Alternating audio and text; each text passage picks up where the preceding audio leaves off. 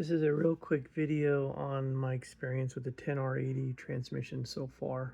Bought a 2019 Ford F-150 with the 5.0 liter V8 about a year and a half ago. Had 82,000 miles on it, and I quickly began experiencing clunky shifting and kind of erratic gear skipping and things like that, and felt like hesitation. So I started doing some drain and fills on the transmission fluid, and I did one, and that helped.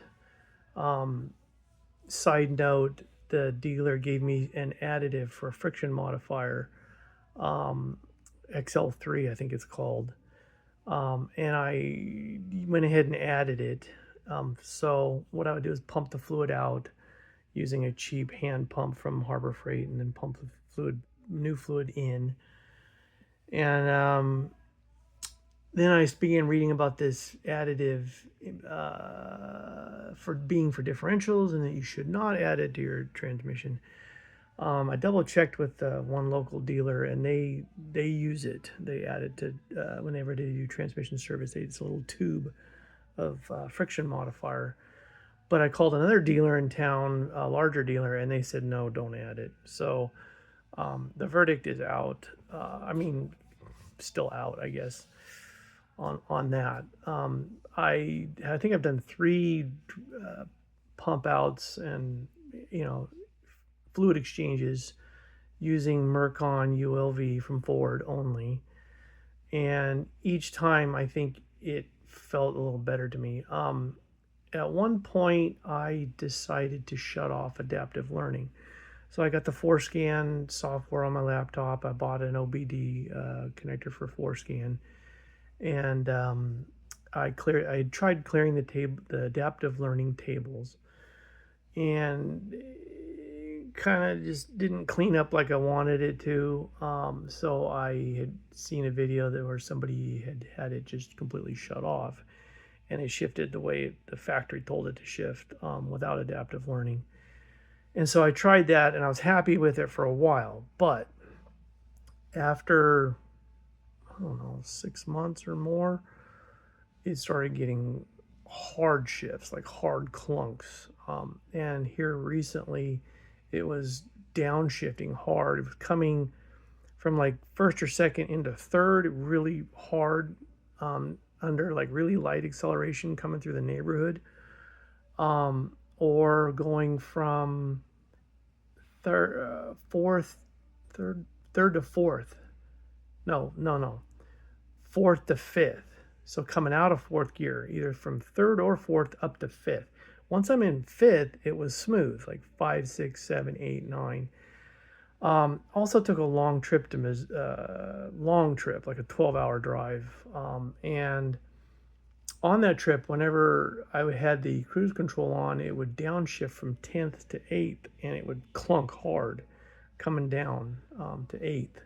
That was the first thing. I never experienced that before. That was just a few months ago. So in all of this,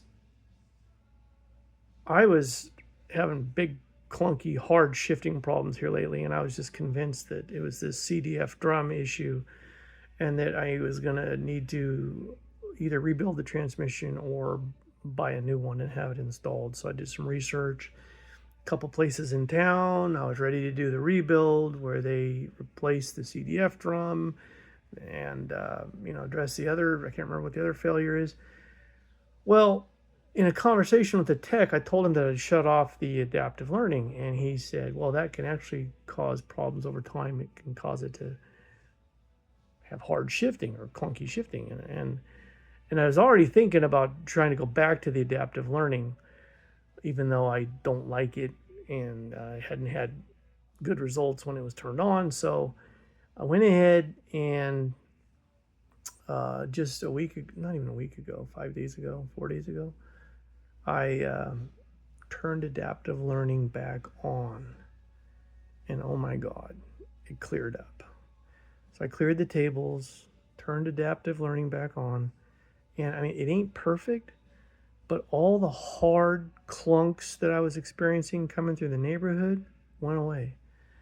And now they may come back over time as this adaptive learning thing gathers more and more data and collects more data. It could come back, but right now I can't believe the difference. So that tells me, I was researching, talking to Chat GPT and about what to do and all the symptoms, giving it all the symptoms and all the things I'd done, and it said, oh, maybe you need to just change your uh, main control board. Um, Valve body, right? The valve body, or that's also called the main control board, and that was like only $1,000, well, only from Ford. It's a lot less than a $7,000, $7,500 rebuild or a $10,000 new transmission install at Ford. The transmission alone at Ford, I think, was I got quoted. I think it was. I'm sorry, I don't have it. Anyway, so lessons learned so far. I'm hopeful that the clunky hard shifting doesn't come back. But I was really surprised that turning adaptive learning back on cleared the hard, really hard clunks that were occurring in downshifting and even going up into fifth gear, coming out of third or fourth.